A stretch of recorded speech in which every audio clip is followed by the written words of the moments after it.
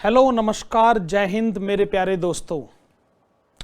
आपको ध्यान होगा पिछली क्लास में जब हम कैपिटल बजटिंग के रिवीजन के एस्पेक्ट्स को कवर कर रहे थे तो उस क्लास में हम लोगों ने net present value, profitability index, simple payback period और डिस्काउंटेड पेबैक पीरियड के कंसेप्ट को कवर किया था।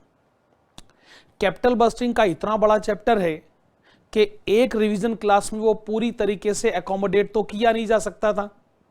आज है उसकी रिवीजन क्लास नंबर 2। बाकी जितने भी कॉन्सेप्ट्स हैं वो सारे के सारे हम आज की क्लास में रिवाइज करने की एक तरीके से पूरी कोशिश करेंगे और मेरे ख्याल से वो कोशिश कामयाब भी होगी। तो एक काम करते हैं, आज की क्लास हम शुरू करते हैं बहुत इंपॉर्टेंट कंसेप्ट से और उस कंसेप्ट का नाम है internal rate of return, IRR। आप ऐसा मान लीजिए कि ज्यादातर प्रैक्टिकल क्वेश्चन जो आपके एग्जाम में आते हैं उनकी पहली प्रायोरिटी तो होता है NPV, नेट प्रेजेंट वैल्यू, पर दूसरी प्रायोरिटी होता है internal rate of return, IRR। अच्छा, अब IRR का कंसेप्ट क्या है, इसमें कौन कौन से फैक्टर्स हैं, इसको बेस बनाकर कंक्लूजन कैसे ड्रॉ किया जाए कि इन्वेस्टमेंट डिसीजन फाइनेंशियली वायबल है या नहीं है, इस पर मैं सीधे नहीं आना चाहता। इस पर आने से पहले मैं ये चाहूंगा कि आप मेरे एक एग्जाम्पल को समझें और इस एग्जाम्पल के लिए मैं क्या करने जा रहा हूं।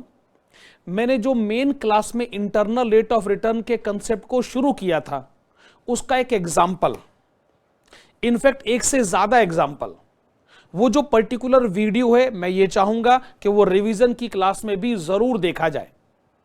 तो मैं टेक्निकल टीम को इंस्ट्रक्शन दूंगा कि ये जो रिवीजन की क्लास है इसमें वो वाला वीडियो बीच में ऐड कर दिया जाए जिसमें हम IRR के कंसेप्ट के एग्जांपल्स को समझ रहे हैं। तो यहां से अब वो वीडियो शुरू होगा। तो शुरू में भाई मेरी जेब से ₹1,00,000 गए और इस तरीके से पैसा मेरी जेब में वापस आ गया। आप कहेंगे सर ये तो बड़ी आसान सिचुएशन है, अब आप NPV कैलकुलेट करने को कहेंगे। भाई NPV तो पक्का कैलकुलेट करवाऊंगा, लेकिन इंटरनल रेट ऑफ रिटर्न के कंसेप्ट की तरफ आपको मैं जरूर लेके जाऊंगा। खैर चलिए, इतनी सारी बातें तो आप लोगों ने लिख ली है ना, तो अब हम आगे क्या करें। आप क्या करिएगा, रिक्वायर्ड, जब आप कहते हैं रिक्वायर्ड तो उसमें लिखेगा number 1, do you think this investment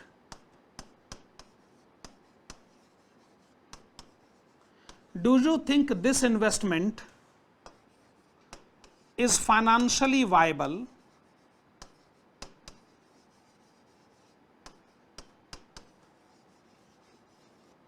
to Mr. X? क्या आपको लगता है ये इन्वेस्टमेंट मिस्टर एक्स के लिए फाइनेंशियली वायबल होगा? whose cost of capital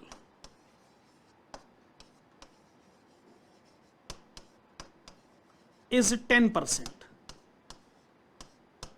मान लीजिए कोई मिस्टर एक्स भाई साहब हैं, उनका कॉस्ट ऑफ कैपिटल 10% है और वो आपसे पूछ रहे हैं क्या ये इन्वेस्टमेंट मेरे लिए फाइनेंशियली वायबल होगा? हम कहेंगे बताते हैं भाई साहब, बताते हैं। Number 2, do you think this investment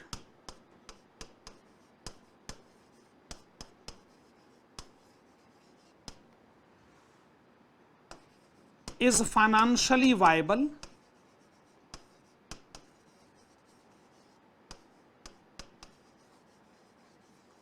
to Mr. Y,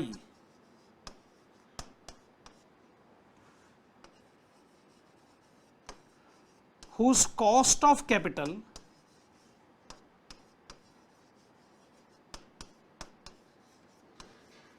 is 20%। क्या ये मिस्टर वाई के लिए फाइनेंशियली वायबल होगा कि जिनका कॉस्ट ऑफ कैपिटल जो है वो है 20%? ठीक है जी। तो एक ही इन्वेस्टमेंट, एक ही क्वेश्चन में मैंने इन्वेस्टमेंट को 2 पैरामीटर्स पे इवेल्युएट करना है, मिस्टर एक्स के लिए जिनका कॉस्ट ऑफ कैपिटल 10% है, मिस्टर वाई के लिए कि जिनका कॉस्ट ऑफ कैपिटल 20% है। आप कहेंगे दोनों काम बहुत आसान है, पर मेरे प्यारे बच्चे, जब मैं आपको तीसरे काम में ले जाऊंगा तो आपको परेशानी होगी, जिसमें मैं आपको कहूंगा computation of IRR is my third requirement. 3 requirement है, एक्स के लिए इवेल्युएट करें, वाई के लिए इवेल्युएट करें, और दोनों इवेल्युएशन के बाद मुझे IRR के कंसेप्ट की तरफ ले जाएं।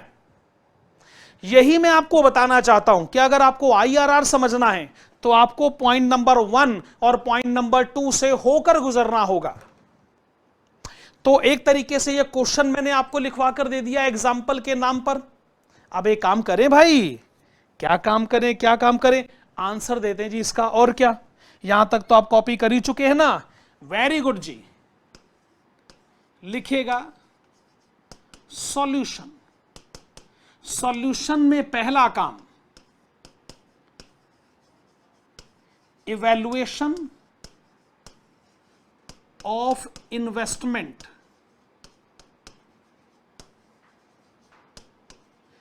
Eight rate of 10%। 10% मैंने क्यों कहा, क्योंकि पहली बात, जब आप मिस्टर एक्स के लिए इसको इवेल्युएट करेंगे तो उनका कॉस्ट ऑफ कैपिटल 10% है। तो सोचिए क्या 10% के रेट पर यह इन्वेस्टमेंट फाइनेंशियली वायबल होगा? Year cash inflow present value factor at rate of 10%, then total present value. आप लिखेंगे 1, 2, 3, 4 एंड 5।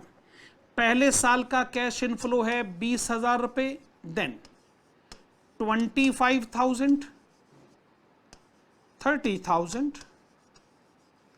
35,000 और लास्ट ईयर है 37,000। वाजिब।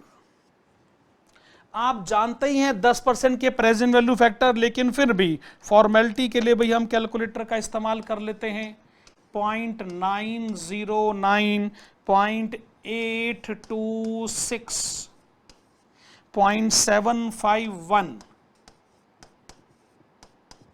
0.683 और लास्ट में होना है 0.621। बताइए भाई साहब, यही है ना? Very good. अब आइए ये पता करते हैं कि ये इन्वेस्टमेंट में जो कैश इनफ्लोज हैं उसकी प्रेजेंट वैल्यू कितनी है। 20,000 मल्टीप्लाइड विद 0.909 ये गया मेमोरी में, 25,000 मल्टीप्लाइड विद 0.826 गया मेमोरी में, 30,000 मल्टीप्लाइड विद 0.751 ये गया मेमोरी में, 35,000 मल्टीप्लाइड विद 0.683 ये गया मेमोरी में, 37,000 मल्टीप्लाइड विद 0.621 ये गया मेमोरी में। मेमोरी रिकॉल अगर करी जाए तो present value of cash inflows आ गया 108,242। Very good. आप एक काम करिएगा जी, इसमें से आप माइनस कर दीजिएगा इनिशियल इन्वेस्टमेंट, और इनिशियल इन्वेस्टमेंट कितना था? 1 लाख रुपए। चलिए शाबाश, 1 लाख रुपए डिडक्ट करिएगा, आपको एनपीवी कितना पता चल जाएगा? 8242। This is the amount of NPV. और मेरे प्यारे बच्चों, आप जानते ही हैं, लिखने की कोई आवश्यकता नहीं है, आप जानते ही हैं कि अगर एनपीवी पॉजिटिव आएगा, जैसा कि यहां पर आ रहा है 8,242, तो इन्वेस्टमेंट फाइनेंशियली वायबल है। तो जहां तक 10% का सवाल है, यह प्रोजेक्ट फाइनेंशियली वायबल कैटेगरी में मुझे जाता हुआ दिख रहा है। ठीक बात है कि नहीं? आप लिखेंगे the investment is financially viable.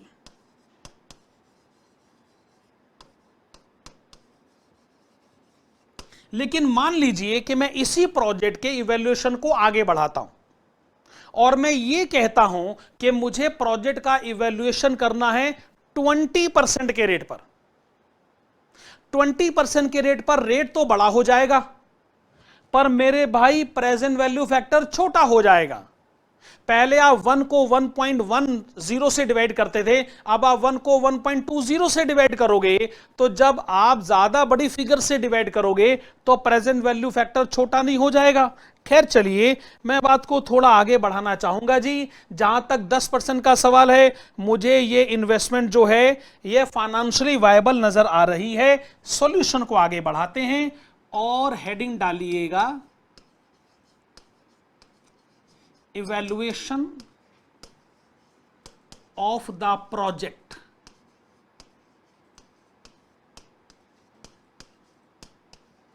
at rate of 20%। इसमें आप क्या करेंगे, ऑब्वियसली फिर वही कॉलम्स आपने बनाने हैं। Year, cash inflow,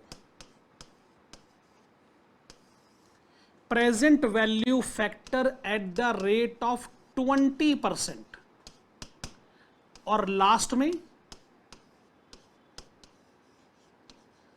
total present value. Very good. Year 1, 2, 3, 4 and 5, cash inflow 20,000, 25,000, 30,000, 35,000 और लास्ट में 37,000। ये इंफॉर्मेशन है जी आपके पास। Very good. अच्छा जी, 1 को डिवाइड करें 1.2 से तो पहले साल का फैक्टर आ गया 0.833, सेकेंड ईयर का आ गया 0.694, नेक्स्ट ईयर 0.579, नेक्स्ट ईयर 0.482 और मेरे प्यारे बच्चों आखिरी साल का 0.402। ठीक है ना। प्रेजेंट वैल्यू फैक्टर्स आपने लिखे। चलिए अब हम एक काम करें, ये जो भी कैश इनफ्लोज है इसकी प्रेजेंट वैल्यू कैलकुलेट करें। 20,000 मल्टीप्लाइड विद 0.833, इसको डालिए मेमोरी में। 25,000 मल्टीप्लाइड विद 0.694, ये भी गया मेमोरी में। 30,000 मल्टीप्लाइड विद 0.579, ये भी गया मेमोरी में। 35,000 मल्टीप्लाइड विद 0.482, ये गया मेमोरी में। 37,000 मल्टीप्लाइड विद 0.402, मेमोरी गया, मेमोरी में रिकॉल किया गया। क्या ये आ गया 83124? वाह जी वाह। आप इसमें से डिडक्ट करें जो आपकी इनिशियल इन्वेस्टमेंट हुई पड़ी है, that is ₹1 lakh.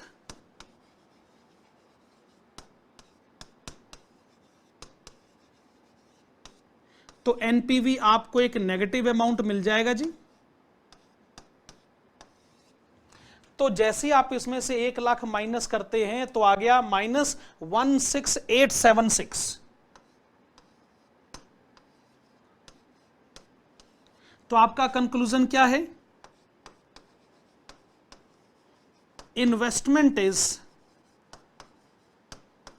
Not financially viable. हम इस इन्वेस्टमेंट के हक में नहीं हैं। हमारे हिसाब से यह इन्वेस्टमेंट नहीं होना चाहिए, नहीं होना चाहिए। देखो ये जो दो आपने एक्सप्लेनेशन दिए, एक 10% पर और एक 20% पर, मैं इन दोनों एक्सप्लेनेशंस को इकट्ठा करके एक कंसेप्ट को एग्जिस्टेंस में लेकर आ रहा हूं। उस कंसेप्ट का नाम है इंटरनल रेट ऑफ रिटर्न। आपने बताया कि 10% पर इन्वेस्टमेंट फाइनेंशियली वायबल क्यों है? क्योंकि एनपीवी पॉजिटिव है, एडवांटेज हो रहा। 20% पर इन्वेस्टमेंट फाइनेंशियली वायबल क्यों नहीं है? क्योंकि एनपीवी नेगेटिव है, यानी डिसएडवांटेज हो रहा। आइए सिचुएशन को इवैल्यूएट करते हैं और मैं फ्रेश पेज ले आता हूं जी, और मैं हेडिंग डालना चाहूंगा कंसेप्ट ऑफ आईआरआर। मेरे प्यारे बच्चों, इससे पहले कि मैं आईआरआर का कंसेप्ट बताऊं, एक छोटी सी बात डिस्कस करें। 10% पर एनपीवी पॉजिटिव था, 20% पर नेगेटिव था ना। ओके, जरा बताएंगे 10% पर वो कितना पॉजिटिव था। आप कहेंगे सर आप देख लीजिए 8242, वेरी गुड। आप मुझे बताएंगे कि 20% पर वो कितना नेगेटिव था। आप कहेंगे 16876।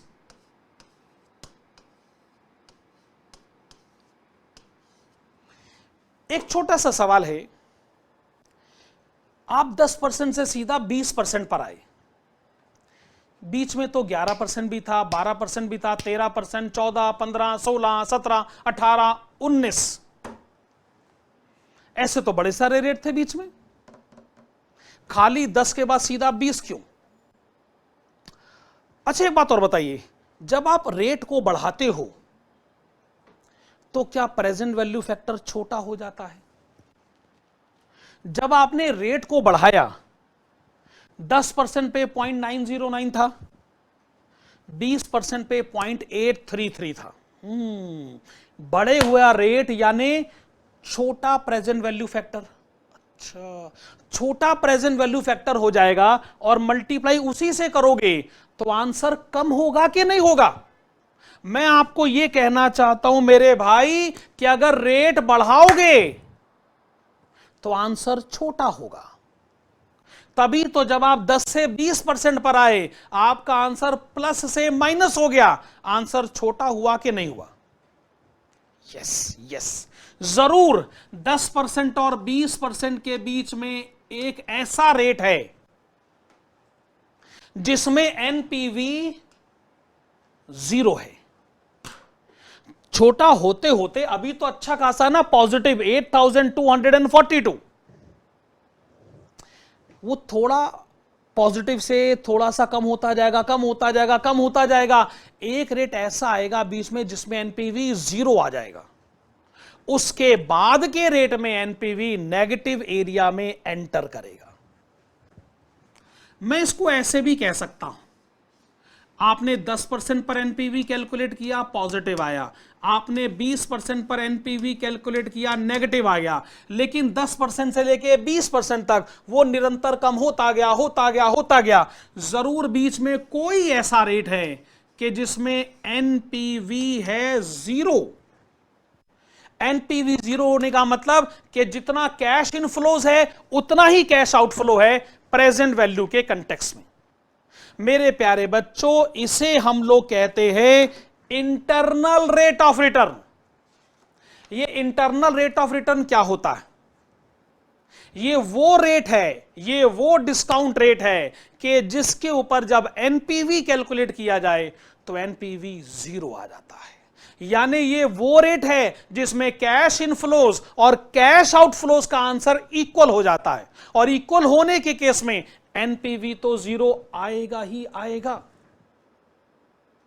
अच्छा, आप कहेंगे चलो ठीक है, ये जो बात मैंने आपको कही है क्यों ना इसको लिख लिया जाए। तो आओ जी शुरू करते हैं। IRR means the discount rate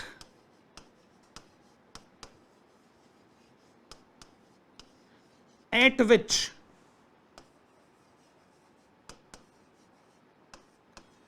cash inflows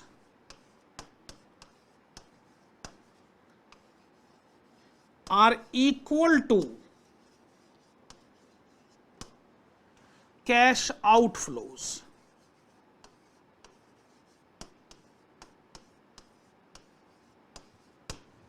आप समझे भाई साहब मैं क्या कह रहा हूं?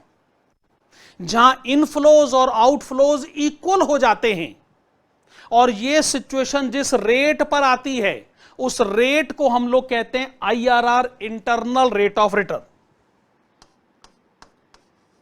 इन अदर वर्ड्स, दूसरे शब्दों में कहें तो IRR leads to the situation, IRR leads to the situation where IRR leads to the situation where NPV is equal to 0 और profitability index is equal to 1। आप कहेंगे सर एनपीवी 0 तो चलो ठीक है, आप इतनी देर से कह रहे हैं प्रॉफिटेबिलिटी इंडेक्स 1 यानी क्या? सुनो सुनो सुनो, एनपीवी का फार्मूला क्या होता है? x minus Y. मैंने कहा भाई x में से y गया 0 आ गया, इनफ्लो में से आउटफ्लो गया 0 आ गया। पर इसी लॉजिक से सोचे तो अगर मैं x को y से डिवाइड करूं तो क्या आंसर 1 नहीं आ जाएगा? अगर इनफ्लो आउटफ्लो इक्वल हो जाए तो क्या आंसर 1 नहीं आ जाएगा? तो जहां पे एनपीवी 0 हो जाए, जहां पे प्रॉफिटेबिलिटी इंडेक्स 1 हो जाए, उस रेट को, उस डिस्काउंट रेट को हमारे यहां कहा जाता है IRR, internal rate of return. आप कहेंगे सर इस मुद्दे पे बहुत बात हो गई है।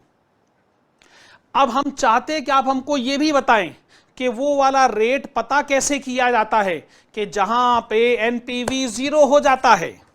बड़ी अच्छी बात है जी, मैं डिस्कशन को थोड़ा आगे बढ़ाना चाहूंगा।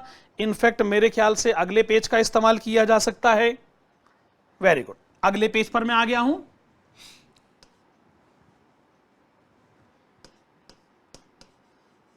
IRR can be calculated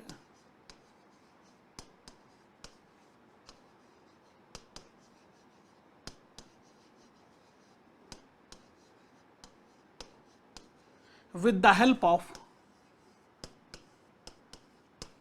following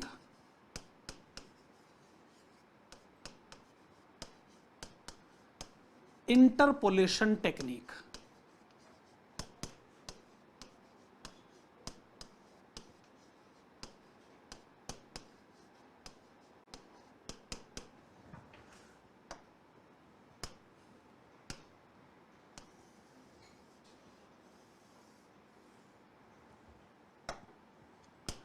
तो मेरे भाई एक टर्म मेरे पास आया इंटरपोलेशन। मैं आपको बताना चाहूंगा कि इंटरपोलेशन और एक्स्ट्रापोलेशन स्टैटिस्टिक्स में एडवांस लेवल पर पढ़ाए जाते हैं। हमारे सिलेबस में इंटरपोलेशन एक्स्ट्रापोलेशन नहीं, लेकिन वहां पे जो फार्मूला है वो जरूर हमारे सिलेबस में बोरो किया गया है।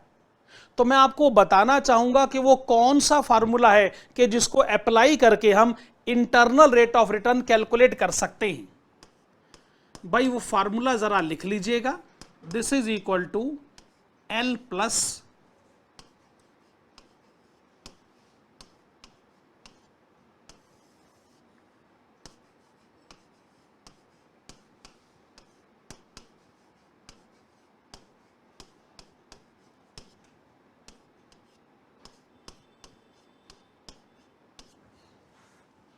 मुझे मालूम है कि आप में से बड़े सारे स्टूडेंट कह रहे होंगे कि सर ये कैसा फार्मूला है, ये कैसा फार्मूला लिख दिया जी साहब, ये तो हमको डराने की कोशिश कर रहा है।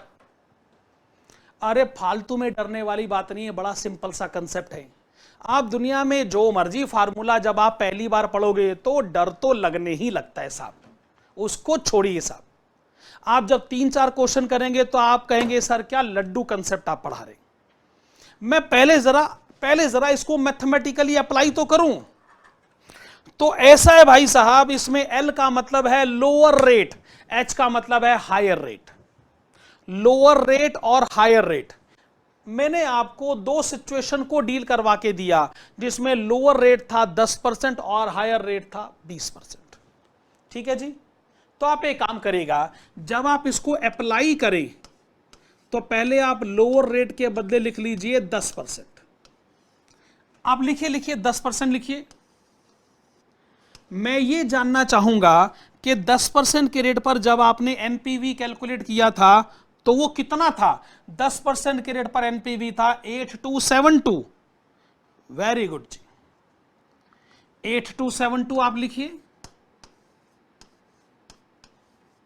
Divided by 8272। इसमें से आप हायर रेट वाला एनपीवी माइनस करेंगे।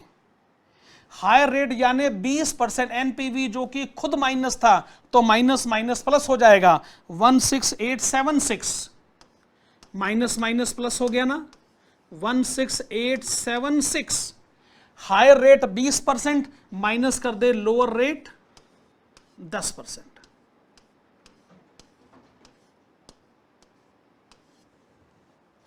आइए हम इसको मैथमेटिकली अप्लाई करते हैं, बाकी इंटेलेक्चुअल डिस्कशन तो हमारा चलता ही रहेगा भाई।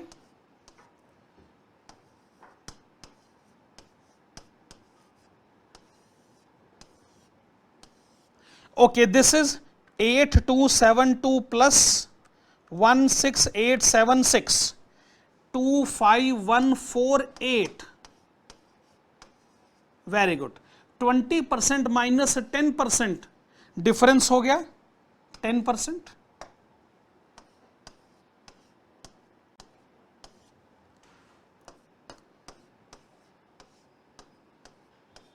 Very good. यहां वापस आइएगा, 8272 डिवाइडेड बाय 25148, ये है 0.3289,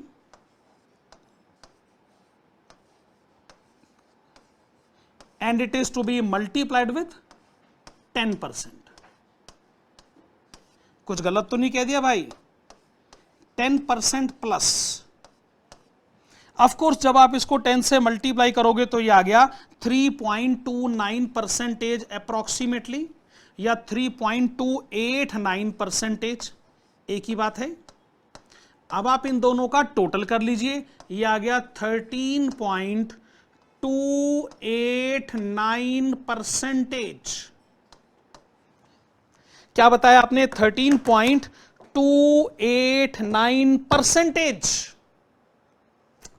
मेरे प्यारे बच्चों, आपने कहा 10% पर एनपीवी पॉजिटिव है, आपने कहा 20% पर एनपीवी नेगेटिव है, बीच में कोई ऐसा रेट है जिसमें एनपीवी एकदम जीरो हो गया? हमारे हिसाब से वो 13.289% है। इसका मतलब जब तक रेट 13.289 से नीचे रहेगा, इन्वेस्टमेंट फाइनेंशियली वायबल रहेगी, क्योंकि एनपीवी पॉजिटिव रहेगा। और जब आपका रेट 13.289 से आगे हो जाएगा, चूंकि एनपीवी तब वो नेगेटिव एरिया में एंटर कर जाएगा, तो इन्वेस्टमेंट नॉट फाइनेंशियली वायबल के स्टेटस को पालेगी। बेसिकली हम आईआरआर क्यों कैलकुलेट करते हैं? आईआरआर कैलकुलेट करके हम जनरल पब्लिक को एक मैसेज देते हैं, और वो मैसेज बड़े साफ शब्दों में समझा जाना चाहिए कि अगर आईआरआर इसका 13.289% है तो इस रेट तक एनपीवी पॉजिटिव है, इन्वेस्टमेंट फाइनेंशियली वायबल रहेगी, और इस रेट के बाद इन्वेस्टमेंट नॉट फाइनेंशियली वायबल की कैटेगरी में चली जाएगी, तब इन्वेस्टमेंट नहीं होना चाहिए। वेरी गुड जी। इस तरीके से हमने इंटरनल रेट ऑफ रिटर्न के कंसेप्ट को समझा। जहां एग्जांपल्स के बाद अब आप आईआरआर के कंसेप्चुअल एक्सप्लेनेशन पर आइए। कंसेप्चुअल एक्सप्लेनेशन आप 3 पार्ट्स में ऐसे समझ सकते हैं। पहले उसके मीनिंग का एस्पेक्ट है, फिर डिसीजन मेकिंग रूल, और लास्ट में जो उसका फार्मूला है इंटरपोलेशन टेक्निक। जहां तक मीनिंग का कंसेप्ट है, अरे भाई आईआरआर किसे कहते हैं? आईआरआर वो डिस्काउंट रेट हो गया कि जहां पर एनपीवी नेट प्रेजेंट वैल्यू एकदम जीरो हो जाएगा, या फिर प्रॉफिटेबिलिटी इंडेक्स 1 हो जाएगा। अगर कोई प्रोजेक्ट अगर आपको ये कहे कि जी हमारा आईआरआर है लेट अस अज्यूम 15%, तो इसका मतलब 15% के रेट पर अगर आप एनपीवी कैलकुलेट करेंगे एकदम जीरो आएगा, प्रॉफिटेबिलिटी इंडेक्स कैलकुलेट करेंगे एकदम 1 आएगा। या चलिए यूं भी सोच सकते हैं कि अगर कॉस्ट ऑफ कैपिटल 15% से कम है, अगर 15% आईआरआर है, तो अगर कॉस्ट ऑफ कैपिटल 15% से कम है तो एनपीवी पॉजिटिव रहेगा और इन्वेस्टमेंट डिसीजन फाइनेंशियली वायबल रहेगा। और जैसे ही कॉस्ट ऑफ कैपिटल 15% को क्रॉस करेगा, उसको एक्सीड करेगा, तो एनपीवी नेगेटिव एरिया में एंटर कर जाएगा।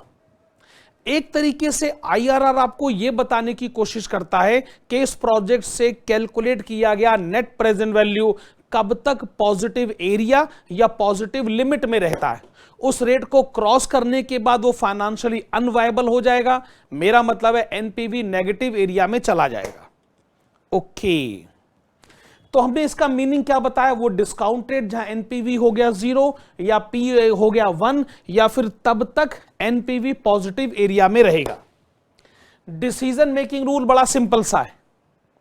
आप जो भी प्रोजेक्ट इवेल्युएट कर रहे हैं, अगर उसका कॉस्ट ऑफ कैपिटल आईआरआर से कम है तो पक्का एनपीवी पॉजिटिव आएगा और हमारी तरफ से इन्वेस्टमेंट फाइनेंशियली वायबल है, इन्वेस्टमेंट हो जानी चाहिए। Very good. और अगर उस प्रोजेक्ट का जो कॉस्ट ऑफ कैपिटल है अगर वो आईआरआर से ज्यादा है तो पक्का एनपीवी नेगेटिव रहेगा, प्रोजेक्ट फाइनेंशियली अनवायबल है, इन्वेस्टमेंट नहीं होनी चाहिए। लेकिन अगर कॉस्ट ऑफ कैपिटल आईआरआर के इक्वल हो जाए, यहां पर एनपीवी 0 है, तो इसका मतलब ये आपको इंडिफरेंस की सिचुएशन को रिप्रेजेंट करके देगा। ना फाइनेंशियल एडवांटेज ना डिसएडवांटेज। इन्वेस्टमेंट करना है तो मैनेजमेंट की मर्जी, नहीं करना तो भी मैनेजमेंट की मर्जी। आप जानते कि जब भी आईआरआर कैलकुलेट करना हो तो आप इसके लिए इंटरपोलेशन टेक्निक लगाएंगे और इंटरपोलेशन टेक्निक का फार्मूला आपके पास है ही। एल का मतलब लोअर रेट और एच का मतलब हायर रेट। वेरी गुड जी। तो एनपीवी के कंसेप्ट को हम लोग यहां कंप्लीट करते हैं, बढ़ते हैं अब हम लोग अपने अगले कंसेप्ट की तरफ। नेक्स्ट इंपॉर्टेंट कंसेप्ट हमारे सामने आता है terminal depreciation. Terminal depreciation capital budgeting के हर एक प्रैक्टिकल क्वेश्चन में आपको नहीं मिलेगा, यह सिर्फ क्वेश्चन की इंस्ट्रक्शन पर ही डील किया जाएगा। पर पहले जरा इस कंसेप्ट को समझते हैं। एक बड़ा सिंपल सा एग्जांपल मैंने पहले से लिख के रखा हुआ है, आप सिर्फ इसको देखिएगा। मान लीजिए एक मशीन है जिसका परचेज प्राइस है 1 लाख रुपए, इकोनॉमिक लाइफ उसकी 5 साल है और 5 साल में इसके ऊपर टोटल डेप्रीसिएशन जो चार्ज हो चुका है वो है ₹75,000। तो बहुत सिंपल वे में आप कंक्लूड करेंगे कि अगर इसका परचेज प्राइस 1 लाख है, 75,000 का डेप्रीसिएशन लग गया, इसका मतलब 5वें साल के आखिर में इसकी बुक वैल्यू हो गई ₹25,000। Perfect. Let us assume 5th year के लास्ट में इसकी जो रीसेल वैल्यू है वो है ₹10,000।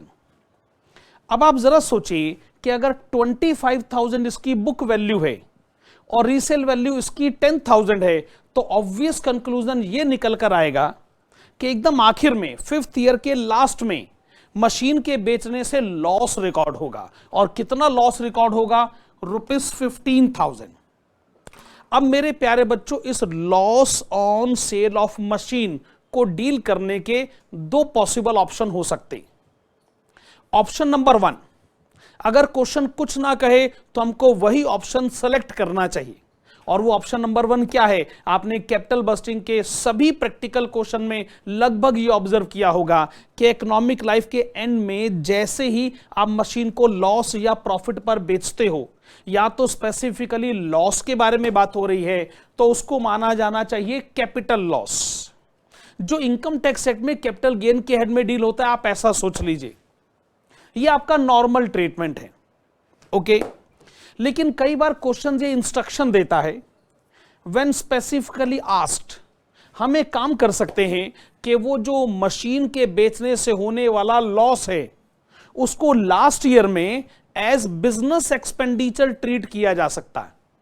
इसका मतलब है जैसे नॉर्मल एक्सपेंसेस माइनस होते हैं, जैसे आप स्टाफ को सैलरी देते हो, ये एक नॉर्मल बिजनेस एक्सपेंस है, ये आपकी taxable income, in fact business taxable income को रिड्यूस करता है। उसी तरीके से loss on sale of machine को अगर बिजनेस एक्सपेंडिचर मान लिया जाए तो ये एक स्पेशल ट्रीटमेंट है। इस स्पेशल ट्रीटमेंट को हम लोग कहते हैं terminal depreciation.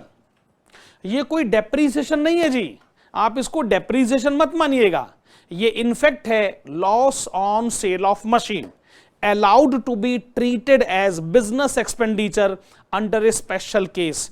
It is known as terminal depreciation. मैं आपको मैसेज ये देना चाहता हूं कि टर्मिनल डेप्रीसिएशन का ट्रीटमेंट आप अपनी मर्जी से बिल्कुल मत करिएगा। ये आपको कब कर रहा है? जब आपको क्वेश्चन की तरफ से स्पेसिफिक और क्लियर कट इंस्ट्रक्शन दी जाए तो। अच्छा, आप जानते हैं कि अगर इसको बिजनेस एक्सपेंडिचर मान लिया जाए तो बिजनेस टैक्सेबल इनकम रिड्यूस होगी। बिजनेस टैक्सेबल इनकम रिड्यूस हुई तो उस पर कैलकुलेट करा जाने वाला टैक्स भी रिड्यूस हो सकता है। परफेक्ट है जी। तो नॉर्मल ट्रीटमेंट है कि कैपिटल लॉस माना जाए, लेकिन स्पेसिफिक ट्रीटमेंट है कि उसको बिजनेस एक्सपेंडिचर मानकर बिजनेस टैक्सेबल इनकम को रिड्यूस किया जाए। बहुत बढ़िया। तो टर्मिनल डेप्रिसिएशन के इस कंसेप्ट को डील करने के बाद आइए आगे बढ़ते। नेक्स्ट हमारे पास है concept of average investment. Average investment क्या होता है ये जानने के लिए ये एग्जांपल आपके सामने है, पहले जरा इसको एक बार देख लीजिए। हमने माना कि एक मशीन है, उसका परचेज प्राइस 1 लाख रुपए, इकोनॉमिक लाइफ 5 साल, 5 साल बाद उसकी रीसेल वैल्यू 10,000 और डेप्रीसिएशन ईच ईयर हो गया ₹18,000। कितनी सिंपल इंफॉर्मेशन है। अब इस इंफॉर्मेशन को हम एवरेज इन्वेस्टमेंट के पॉइंट ऑफ व्यू से समझने की कोशिश करते हैं। मेरे प्यारे बच्चों, आपको यह जानना पड़ेगा ये जो डेप्रीसिएशन है इसका कैश इंपैक्ट क्या होता है। डेप्रीसिएशन का कैश इंपैक्ट, इसमें से आप कहेंगे सर कैसी बात करते हैं, हम तो जहां तक जानते हैं कि डेप्रीसिएशन तो नॉन कैश एक्सपेंडिचर है। वेल, वो मैं मना नहीं कर रहा हूं, लेकिन डेप्रीसिएशन नॉन कैश एक्सपेंडिचर होने के बावजूद एक तरीके से कैश इनफ्लो का काम करता है। कैसे, सोचेगा। देखो एक बात बताओ, आप जानते हो ना कि cost price plus profit is equal to sell price. Yes. अच्छा, जब आप कॉस्ट प्राइस लिखते हो तो उसमें डेप्रीसिएशन भी होता है ना। हाँ जी, होता है। अच्छा, अब आप ऐसे सोचो, जब आप कस्टमर से अमाउंट चार्ज करते हो तो उसको क्या बोलते हैं, सेल प्राइस। क्या बोलते हैं, सेल प्राइस। वो पैसा कस्टमर से मिलता है।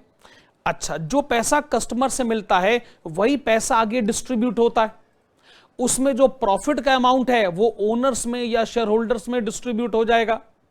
उसमें जो बाकी कॉस्ट है, कॉस्ट में जो कैश कॉस्ट के कंपोनेंट है, जैसे कि मटेरियल कॉस्ट हो गया, आपने क्रेडिटर को पेमेंट कर दी, जैसे कि वेजेस हो गया, आपने वर्कर को पेमेंट कर दी, जैसे कि रेंट हो गया, आपने लैंडलॉर्ड को पेमेंट कर दी। लेकिन एक ऐसा अमाउंट है जो कॉस्ट का हिस्सा है, जो कस्टमर से हमको मिला है पर आगे कहीं पे नहीं होता है, उसका नाम है डेप्रीसिएशन।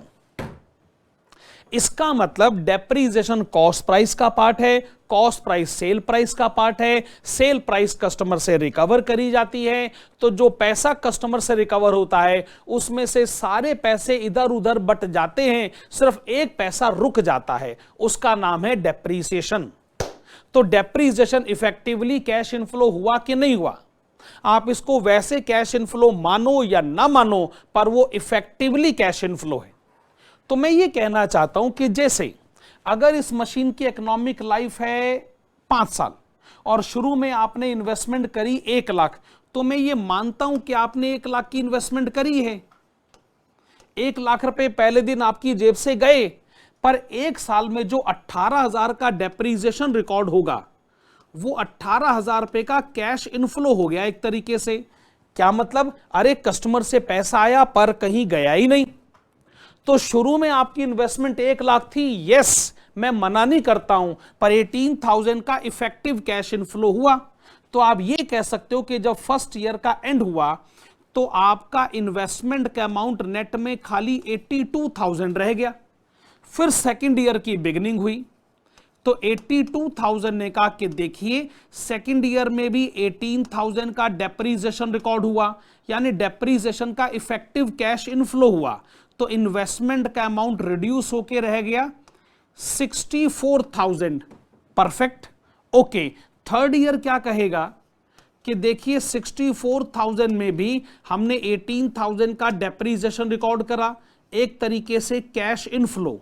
तो जो इन्वेस्टमेंट का अमाउंट है वो रिड्यूस होके रह गया 46,000।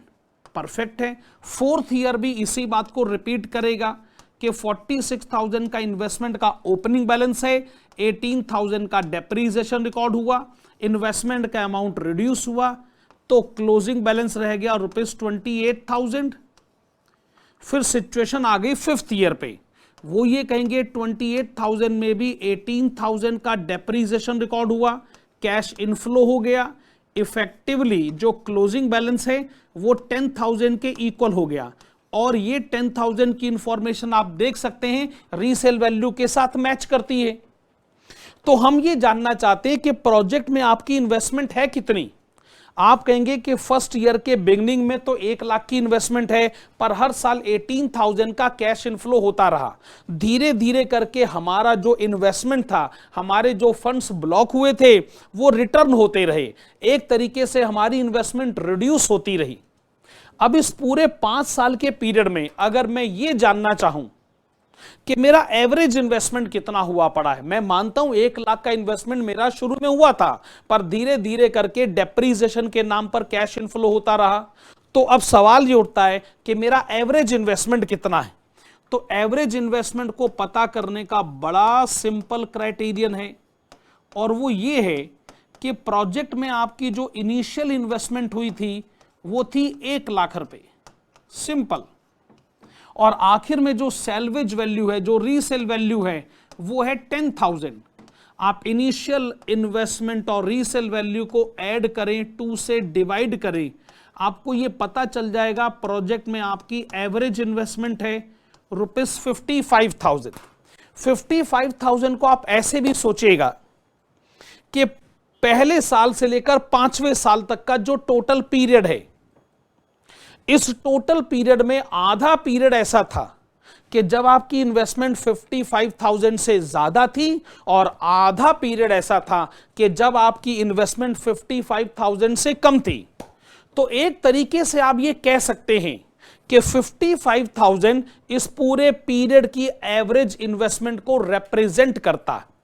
चूंकि पीरियड बहुत बड़ा है और इन्वेस्टमेंट का अमाउंट हर समय वेरी कर रहा है, तो हमें एक एवरेज इन्वेस्टमेंट का अमाउंट चाहिए होगा, ताकि हम ये कह सकें, हम ये कंक्लूजन ड्रॉ कर सकें कि प्रोजेक्ट में हमारी इन्वेस्टमेंट का अमाउंट कितना है। ये हम लोगों ने क्या समझा, concept of average investment. Very good जी, बढ़ते हैं आगे।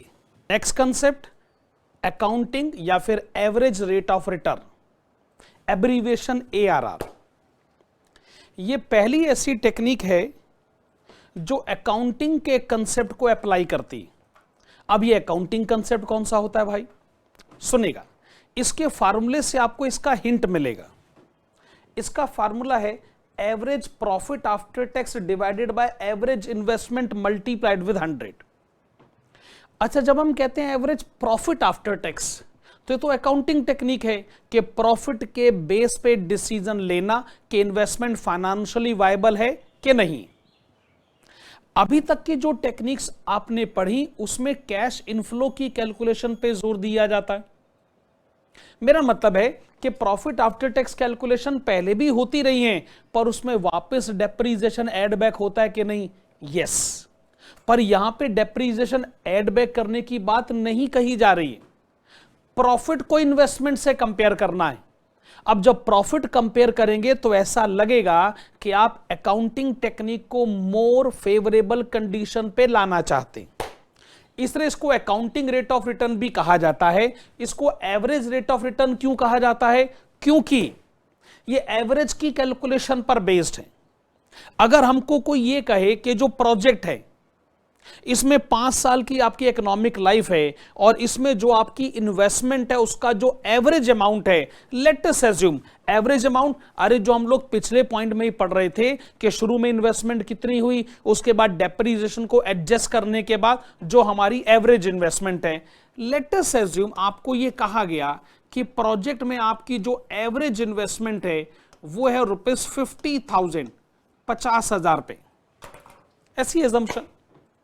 और इस प्रोजेक्ट से जो प्रॉफिट कमाया जा सकता है, वेल प्रॉफिट भी तो आने वाले 5 सालों में अलग अलग लेवल पर हो सकता है। अगर 5 साल का अलग अलग प्रॉफिट है, उन सबको ऐड कर दिया जाए, 5 से डिवाइड करा जाए, तो आपको पता चलेगा average profit. Let us assume कि एवरेज प्रॉफिट है ₹10,000।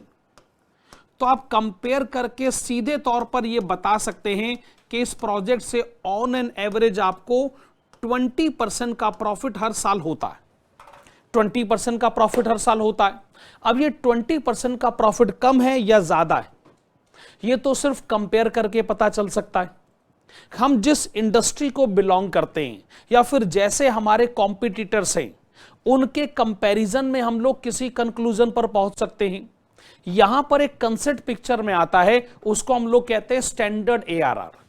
स्टैंडर्ड एआरआर, इसका मतलब कि इस इंडस्ट्री में कितने एआरआर पर हम लोग आमतौर पे खुश हो जाते हैं। हम बड़े खुश हो जाते हैं कि यार क्या बढ़िया परसेंटेज अर्निंग का रेट है।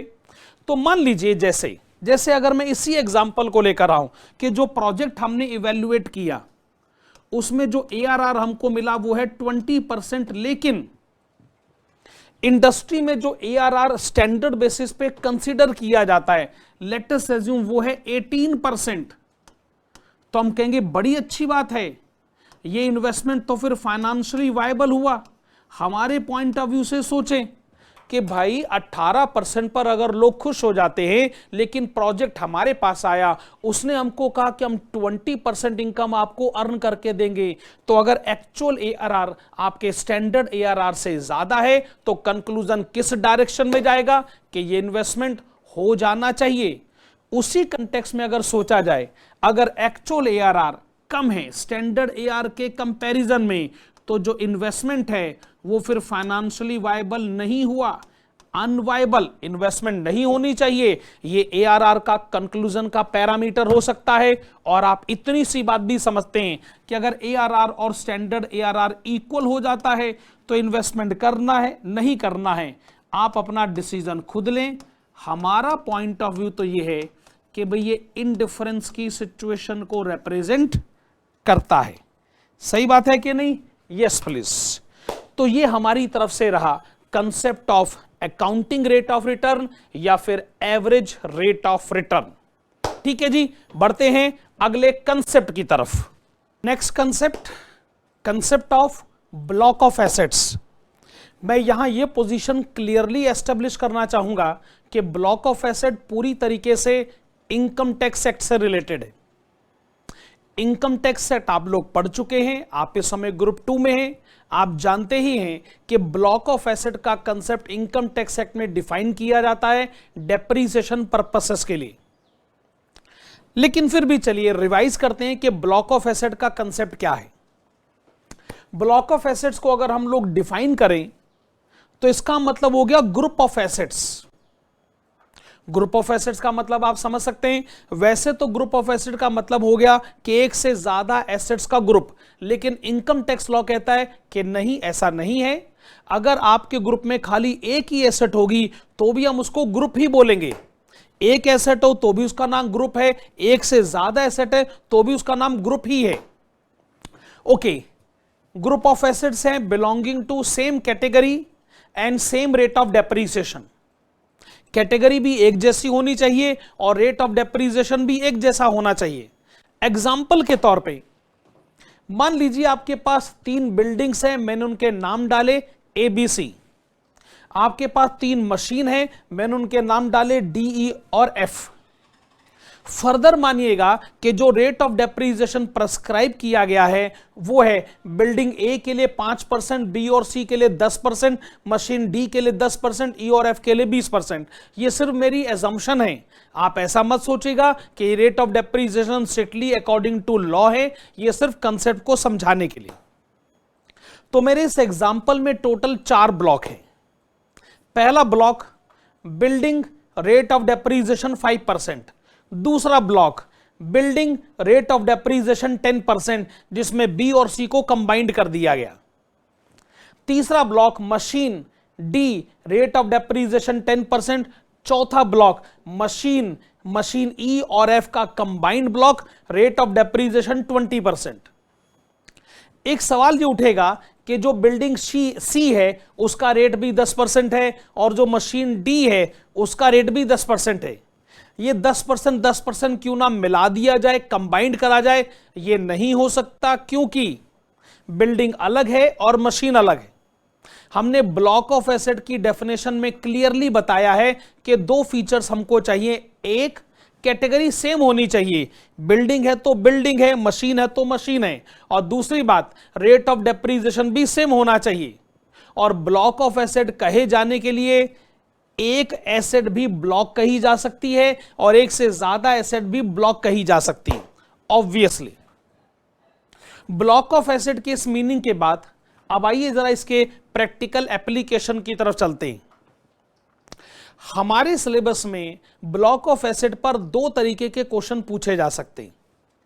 उनको मैं कहता हूं सिचुएशन 1 और सिचुएशन 2। तो जब भी कोई क्वेश्चन पेपर में आए तो पहले आपको अपने आप से सवाल पूछना पड़ेगा कि ये वाला जो क्वेश्चन है ये block of asset situation number 1 को डील करता है कि सिचुएशन नंबर 2 को डील करता है। दोनों के अपने अपने प्रैक्टिकल कंसेप्ट्स हैं। अब क्या है सिचुएशन 1 और क्या है सिचुएशन 2? ओके, मैं जरा अगली स्क्रीन पर आता हूं। देखिए, situation number 1, only 1 asset in the block. एक ऐसा क्वेश्चन आपके सामने बनाया जाए जिसमें हम कहें जी ये एक एसेट है, ये हमने आज खरीदी है, इसकी इकोनॉमिक लाइफ है 4, 5 साल, 10 साल जो भी है, और इकोनॉमिक लाइफ के बाद हम इस एसेट को बेच देंगे। मान लीजिए ऐसा है, यानी ब्लॉक में सिर्फ एक एसेट है, अभी खरीदी, इकोनॉमिक लाइफ के बाद उसे बेच देंगे। इसका मतलब वो सिचुएशन नंबर 1 है। आप क्वेश्चन को आइडेंटिफाई करो, क्या ये ऐसा क्वेश्चन है? अगर आपका जवाब है हां, ये सिचुएशन नंबर 1 का क्वेश्चन है, ब्लॉक में एक ही एसेट है, अभी खरीदी बाद में बेचेंगे, तो आपको करना क्या? पॉइंट नंबर बी, आप आंसर जैसे देते हैं ना वैसे दीजिए, बिल्कुल भी चेंज मत करिएगा अपना एटीट्यूड। नॉर्मल केस की तरह जैसे सिचुएशन डील करते हैं वैसे डील करें। सिर्फ एक छोटी सी बात का ध्यान रखिएगा कि लास्ट ईयर में आप डेप्रीसिएशन चार्ज मत करिएगा, और इसके पीछे का जो रीजन है वो इनकम टैक्स लॉ में सेक्शन 32 में क्लियरली डिफाइंड है। हालांकि आप अच्छी तरह जानते ही होंगे, लेकिन फिर भी मैं अपना फर्ज समझता हूं कि मैं आपको बताऊं कि ऐसा क्यों होता है। वेल, इनकम टैक्स एक्ट कहता है कि लास्ट ईयर में, मतलब आपके ब्लॉक में अगर एक ही एसेट है, आपने लास्ट ईयर में एकदम लास्ट डेट को आपने उस एसेट को बेच दिया, तो जब प्रीवियस ईयर कंप्लीट होता है, लास्ट डेट आती है, तो ब्लॉक ही खत्म हो जाता है कि ब्लॉक में एक ही एसेट है। और अगर ब्लॉक पूरी तरह खत्म हो जाए, ब्लॉक में एक भी एसेट जो है वो भी आपने बेच दी, तो ऐसी सिचुएशन में ये इनकम टैक्स लॉ की पोजीशन है कि लास्ट ईयर में डेप्रीसिएशन कैलकुलेट नहीं किया जा सकता। तो मैं भी वही आपको कह रहा हूं, कोई नई बात नहीं है, सिंपल सा कंसेप्ट है। जैसे क्वेश्चन का आंसर आप नॉर्मली देते हैं वैसे दीजिएगा, बस लास्ट ईयर में आप स्पेसिफिकली डेप्रीसिएशन क्लेम मत करिएगा, strictly according to section 32 of income tax law. Okay, situation number 2, question आपके सामने आएगा। मान लीजिए उसमें ऐसा कहा गया कि पहले से हमारे पास बड़ी सारी एसेट है, हमने सोचा एक और एसेट खरीद लें, पुरानी एसेट बेच दें। मान लो ऐसा कुछ केस है, तो आप ये मान के चलेगा ये सिचुएशन नंबर 2 का केस है। ओके, एनी प्रॉफिट और loss on sale of asset is to be ignored. अब इनकम टैक्स लॉ की पोजीशन ये है कि एक ब्लॉक में एक बार एसेट चली जाए तो उसकी आइडेंटिटी खत्म हो जाती। अगर आपने उसमें से एक एसेट बेच दी, आप ये जान ही नहीं सकते कि उस एसेट की बुक वैल्यू, जो पर्टिकुलर एसेट बेची गई है उस पर्टिकुलर एसेट की बुक वैल्यू कितनी। तो आपने भले उसको किसी मर्जी अमाउंट पर बेचा हो, अकाउंटिंग के पॉइंट ऑफ व्यू से सोचे तो बेचने में प्रॉफिट लॉस हो सकता है, पर इनकम टैक्स लॉ ऐसे प्रॉफिट और लॉस की कैलकुलेशन नहीं करता। आपको भी किसी एसेट के इंडिविजुअल सेल परचेज होने पर आपको उसके प्रॉफिट और लॉस की कैलकुलेशन में अपने आप को नहीं लेकर जाना है। ऐसा सिचुएशन नंबर 1 में नहीं होता, पर सिचुएशन नंबर 2 में ऐसा ही है। हमेशा ध्यान रखिएगा, एक एसेट के बेचने से, पुरानी मशीन के बेचने से अगर मान लो कोई प्रॉफिट लॉस हुआ भी है, पहली बात तो आप उस कैलकुलेशन के झंझट में पड़ेंगे ही नहीं, क्योंकि ब्लॉक ऑफ एसेट में यह पॉसिबल है ही नहीं। जितनी भी कैलकुलेशंस होंगी ऑब्वियसली वो डिफरेंशियल बेसिस पर होंगी, क्योंकि जैसा कि मैं आपको बता रहा हूं, आपने पुरानी एसेट बेची, नई एसेट खरीदी, इसका मतलब कैलकुलेशन का जो टारगेट है वो है डिफरेंशियल बेसिस। अकॉर्डिंगली आपको डेप्रीसिएशन भी डिफरेंशियल बेसिस पे कैलकुलेट करना होगा। तो मैं आपको बताना चाहता हूं कि ऐसी सिचुएशन में वो डिफरेंशियल डेप्रीसिएशन कौन से बेस अमाउंट पर कैलकुलेट किया जा सकता है। तो ब्लॉक ऑफ एसेट का कंसेप्ट ये कहता है कि आपने एक नई एसेट खरीदी, नई मशीन खरीदी, पुरानी आपने बेच दी। इससे आपको यह पता चल जाएगा कि ब्लॉक में नेट में कितना अमाउंट इंक्रीज हो गया। वेल, जितना अमाउंट इंक्रीज हुआ है आप उसको बेस बनाइए और उस बेस अमाउंट पर आप डेप्रीसिएशन कैलकुलेट कर लीजिएगा। वेल, इसको समझाने के लिए मैं एक काम करता हूं, एक एग्जांपल आपके सामने लेकर आता हूं। पहले मैं अगली स्लाइड पर आता हूं, फिर वापस आऊंगा।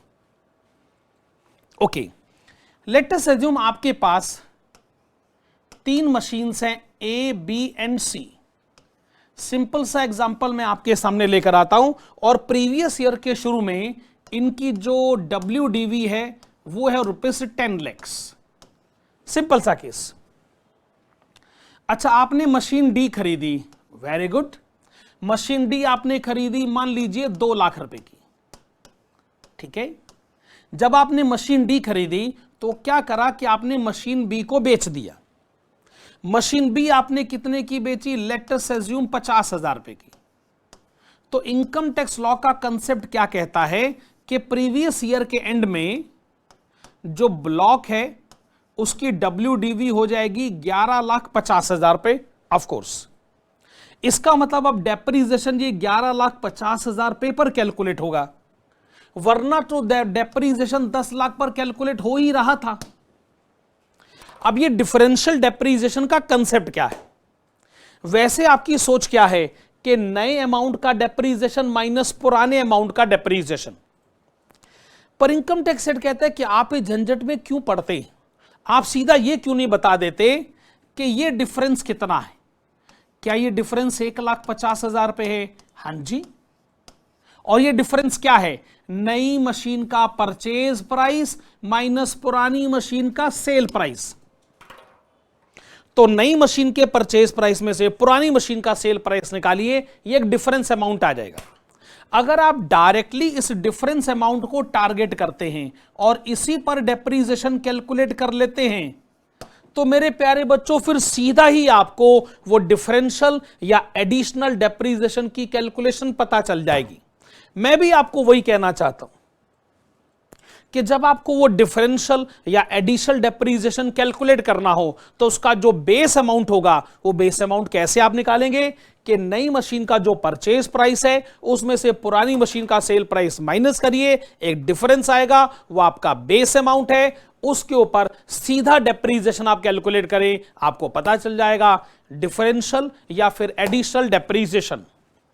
तो ये हम लोगों ने पढ़ा ब्लॉक ऑफ एसेट का कंसेप्ट। वेल, कैपिटल बजटिंग की इस रिवीजन क्लास में अब कुछ कंसेप्ट और बचे हुए हैं। आइए हम लोग बढ़ते हैं जी अगले पॉइंट की तरफ। नेक्स्ट कंसेप्ट है अनसर्टेनिटी, यानी जब आप बात को सर्टेन वे में नहीं कह पाते तो 2 तरीके के प्रैक्टिकल क्वेश्चन आपके सिलेबस में कवर होते हैं। एक वो जो प्रोबेबिलिटी के कंसेप्ट पर बेस्ड हैं और दूसरा सर्टेनिटी इक्विवेलेंट। पहले मैं जरा प्रोबेबिलिटी के कंसेप्ट पर आता हूं। ऐसा हो सकता है कि किसी क्वेश्चन में आपको यह कह दिया जाए कि किसी पर्टिकुलर पीरियड में जो कैश इनफ्लोज है ना उसके बड़े सारे ऑप्शंस हो सकते हैं, बड़ी सारी पॉसिबिलिटीज हो सकती हैं और हर पॉसिबिलिटी की अपनी एक प्रोबेबिलिटी। जैसे मान लीजिए आपको एक एग्जांपल दिया गया कि होने को किसी पर्टिकुलर पीरियड में कैश इनफ्लो 1 लाख भी हो सकता है, होने को 1,50,000 भी हो सकता है या फिर 2 लाख भी हो सकता है। ओके, पर हमारी प्रॉब्लम यह है कि जब हम कैपिटल बजटिंग टेक्निक एडॉप्ट करेंगे तो हमें इसमें से किसी एक कैश इनफ्लो को ही काउंट करना है। तो ऐसी सिचुएशन में हम मोस्ट एक्सपेक्टेड कैश इनफ्लो का सहारा लेंगे। अब ये मोस्ट एक्सपेक्टेड कैश इनफ्लो पता करने का पैरामीटर क्या है मैं आपको बताता हूं। क्वेश्चन में हो सकता है आपको यह बता दिया जाए कि कैश इनफ्लो 1 लाख हो सकता है, इसकी प्रोबेबिलिटी 20% है, 1,50,000 हो सकता है, इसकी प्रोबेबिलिटी 50% है और 2 लाख हो सकता है, इसकी प्रोबेबिलिटी हो गई 30%। टोटल प्रोबेबिलिटी इस हिसाब से सोचे तो 100% हुई। तो आप क्या करेंगे कि अगर कैश इनफ्लो 1 लाख हो सकता है, प्रोबेबिलिटी 20% है, तो फिर आप इसको खाली 20,000 ही काउंट करिएगा। कैश इनफ्लो 1,50,000 हो सकता है, प्रोबेबिलिटी 50% है, तो फिर आप इसको खाली 75,000 ही काउंट करिएगा। कैश इनफ्लो 2 लाख हो सकता है, प्रोबेबिलिटी 30% है, फिर आप इसको खाली 60,000 ही काउंट करिएगा। जब आप इसका टोटल करेंगे तो ये आ गया 1,55,000। आप कोई भी टेक्निक क्यों ना अडॉप्ट कर रहे हो, जैसे मान लीजिए आप नेट प्रेजेंट वैल्यू की टेक्निक अडॉप्ट कर रहे हैं और कैश इनफ्लो के चूंकि बड़े सारे ऑप्शंस हैं, आप हर एक ऑप्शन को उसकी रेस्पेक्टिव प्रोबेबिलिटी से मल्टीप्लाई करें, फिर जो भी वो मल्टीप्लाई करने के बाद पॉसिबल कैश इनफ्लोज हो सकते हो उन सबका करिए टोटल। 1,55,000 को हम लोग क्या करेंगे, इवैल्यूएशन डिसीजन में कंसीडर करेंगे। देखो होने को कैश इनफ्लो इससे कम भी हो सकता है, ज्यादा भी हो सकता है, जैसे 1 लाख भी हो सकता है, 1,50,000 हो सकता है, ऐसे तो 2 लाख भी हो सकता है। हमें मोस्ट प्रोबेबल इवेंट को कंसीडर करना ही पड़ेगा। क्या करें भाई, ये कैपिटल बस्टिंग की जो टेक्निक है ना, वो पता है कौन से प्रिंसिपल पर बेस्ड है, वो ये कि आपसे सिक्का उछलने से पहले पूछा जाएगा कि बताओ हेड्स आएगा कि टेल्स आएगा। आप ये नहीं कह सकते कि भाई साहब पहले सिक्का उछल तो जाने दीजिए, मैं देख कर बताऊंगा। लो बताओ, ऐसे कहीं होता है क्या? जब डिसीजन पहले लेना होता है ना, तो वो प्रोबेबिलिटी पर बेस्ड होता है। ऑफ कोर्स प्रोबेबिलिटी गलत साबित हो सकती है भाई, होने को जिस इवेंट का चांस सिर्फ 1% है, अगर वो इवेंट होगा तो फिर हो जाएगा और 100% हो जाएगा। इसलिए प्रोबेबिलिटी पर दिए गए जो डिसीजंस होते हैं वो एकदम फ्रूटफुल, एकदम सही प्रूव होंगे, ये बात हम दावे के साथ नहीं कह सकते। मे बी और मे नॉट बी का केस है। प्रोबेबिलिटी के बाद जो दूसरा कंसेप्ट है वो आता है सर्टेनिटी इक्विवेलेंट। इसमें दो टर्म है, सर्टेन और इक्विवेलेंट। सर्टेन यानी निश्चित तौर पर आप क्या कह सकते हैं, और इक्विवेलेंट यानी जो इक्वल नहीं है लेकिन फिर भी इक्वल माना जा सकता है, सही नहीं है पर सही के बराबर माना जा सकता है। जैसे मान लीजिए आपको किसी क्वेश्चन में यह कह दिया गया कि कैश इनफ्लो 2 लाख हो सकता है, लेकिन हम इस बात को लेके सर्टेन नहीं है, लेकिन 80% चांस है, 80% चांस है क्या 2 लाख का कैश इनफ्लो हो सकता है, 80% चांस कंफर्म्ड। अगर आप इस तरीके की लैंग्वेज यूज करेंगे तो हम इसका 80% कर देंगे। 80% कैलकुलेशन करके जैसे ये 1,60,000 आएगा, तो हम इस 1,60,000 को कैपिटल बजटिंग इवैल्यूएशन टेक्निक्स में अप्लाई कर लेंगे। एक तरीके से सर्टेनिटी इक्विवेलेंट का कंसेप्ट कहता है कि आप कंजर्वेटिव प्रिंसिपल को फॉलो करें। भाई पूरा कैश इनफ्लो नहीं हो सकता, तो क्या हुआ भाई, 80% होने का तो पूरा चांस है ना। तो जिस इवेंट के होने का जितना पूरा चांस हो, आप उस चांस को अप्लाई करें।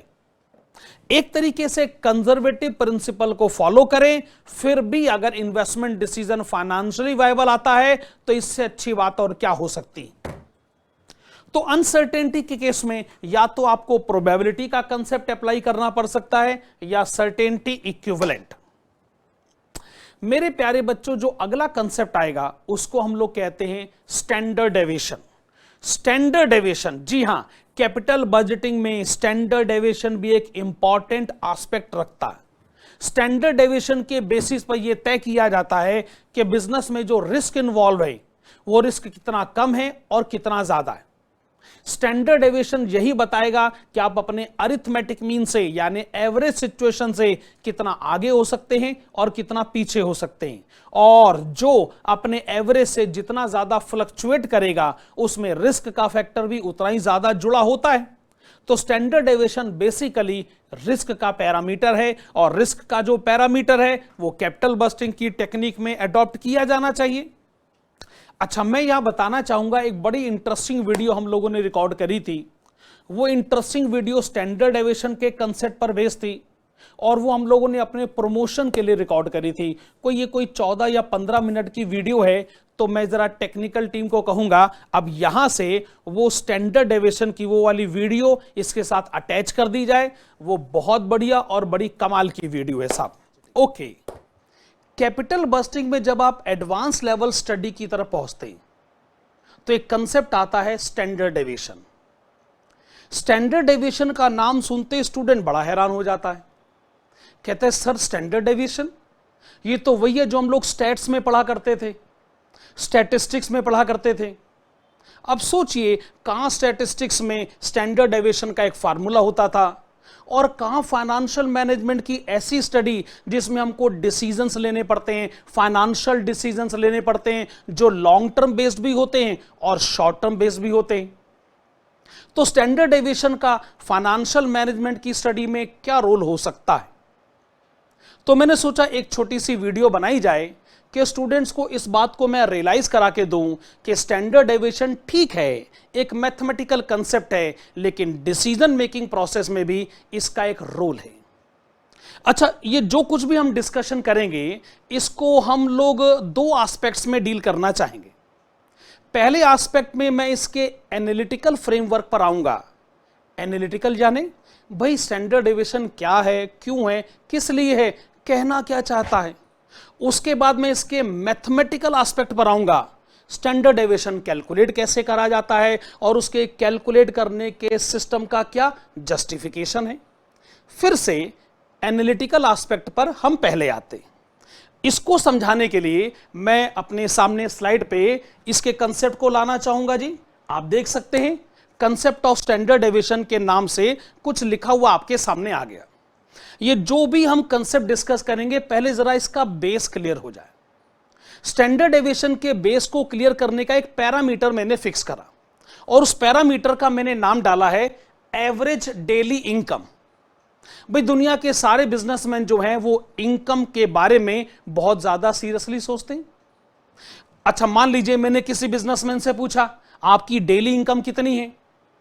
अब दो तरीके के बिजनेसमैन मेरे टारगेट में हैं। एक वो जिसमें फ्लक्चुएशन का लेवल लो है यानी कम है, और दूसरा वो जिसमें फ्लक्चुएशन का लेवल हाई है, ज्यादा है। तो इसी तरीके से एग्जाम्पल को मैंने किस हिसाब से फ्रेम किया है मैं आपके सामने आपको बताना चाहूंगा। एक एग्जाम्पल मैंने केमिस्ट शॉप का लिया। केमिस्ट शॉप के केस में आप देख सकते हैं कि उनको ऐसा लगता है कि उनकी जो इनकम है वो एक तरीके से रेगुलर इनकम है, या उनकी इनकम में स्टेबिलिटी। वो कहते हैं हमारे यहां फ्लक्चुएशन लेवल लो है।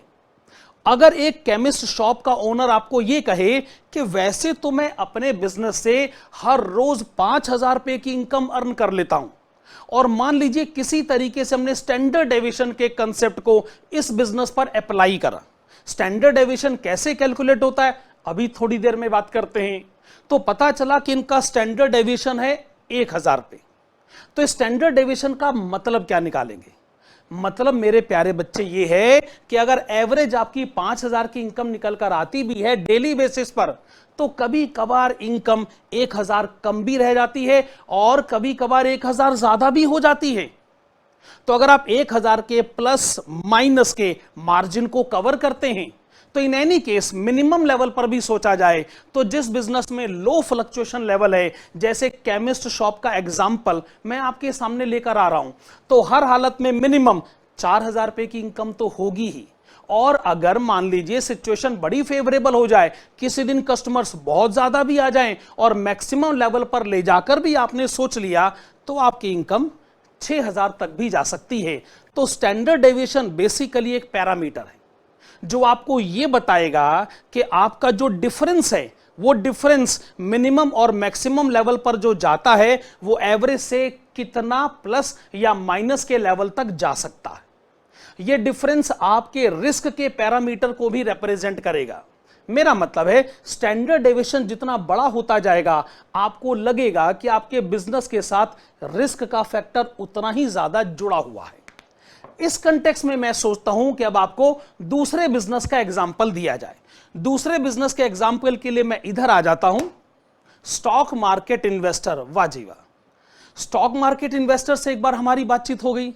हमने पूछा भाई साहब आप एक दिन में कितना कमा लेते हैं? वो कहते जी मैं भी एक दिन में 5,000 रुपए ही कमा पाता हूं। हमने कहा वो तो खैर चलिए ठीक है, पर आप बताएंगे कि आपकी इस अर्निंग एक्टिविटी का स्टैंडर्ड डेविएशन क्या है? तो पता है उन्होंने क्या कहा? स्टैंडर्ड डेविएशन है ₹15,000। अरे बाप रे, इसका क्या मतलब हुआ कि किसी दिन मान लीजिए हालात बहुत अच्छे हो गए, सिचुएशन बहुत फेवरेबल हो गई, तो सिचुएशन प्लस 15,000 और हो जाती है। अरे भाई 5,000 की इनकम तो खैर होती है, अगर मैक्सिमम लेवल पर जाकर सोचा जाए तो इनकम किसी दिन 20,000 भी हो सकती है। कमाल हो गया जी।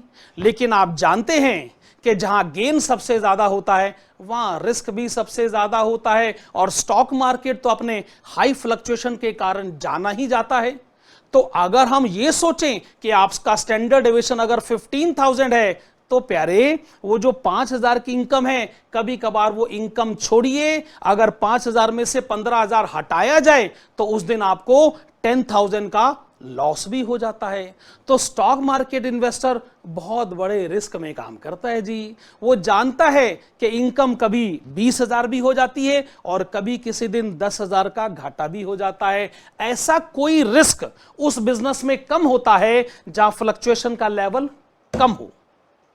आप कहेंगे सर ठीक है जी, माना कि स्टैंडर्ड डेविएशन हमारे उस रिस्क को रिप्रेजेंट करता है कि एवरेज से डिफरेंस कितना ज्यादा हो जाता है। अब एक काम करते हैं, स्टैंडर्ड डेविएशन के मैथमेटिकल एस्पेक्ट की तरफ चलते हैं।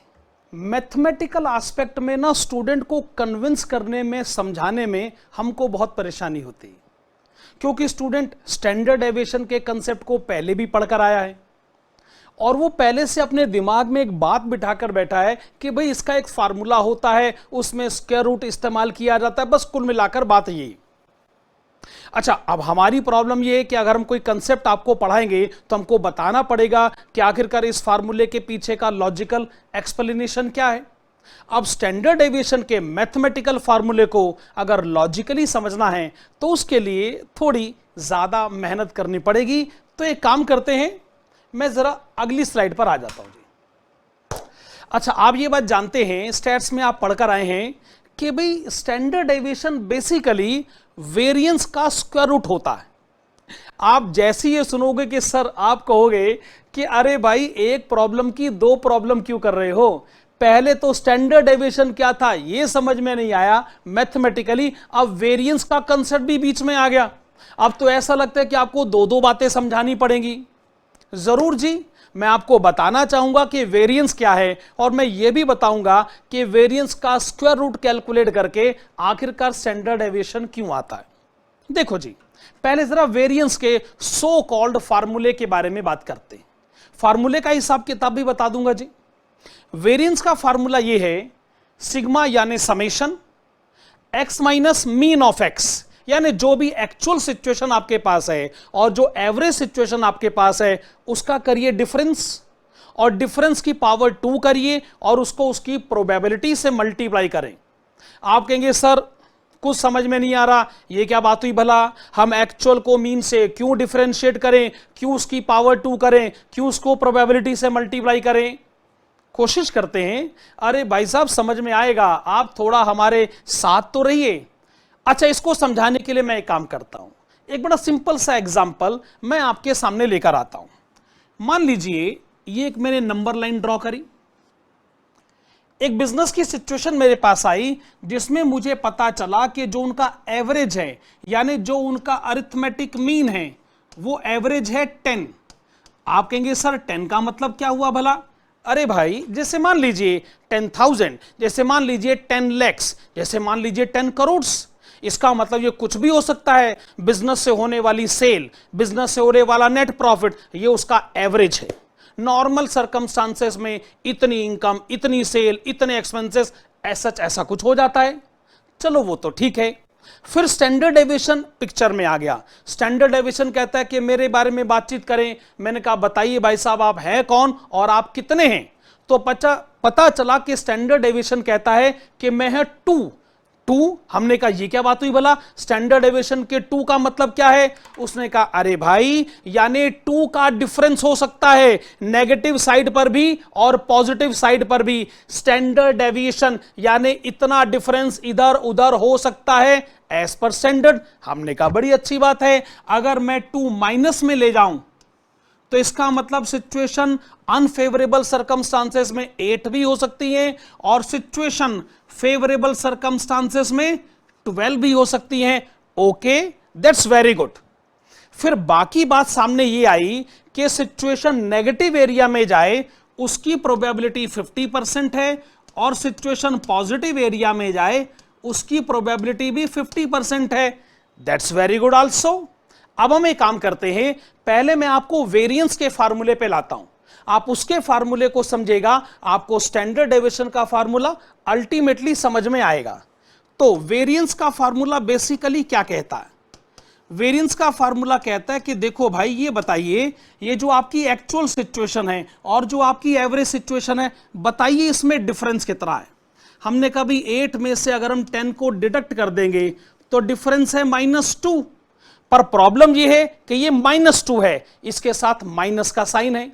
माइनस के साइन से अगर पीछा छुड़ाना हो ना तो उसका इलाज बताऊं आपको। आप एक काम करिए, इसका पावर 2 कर दीजिए। आप कहेंगे सर अच्छा जबरदस्ती, लेकिन एक बात बताओ, पावर 2 करने से माइनस के साइन से छुटकारा मिलता है कि नहीं? या दैट्स ओके, लेकिन पावर 2 करने का क्या मतलब बनता है?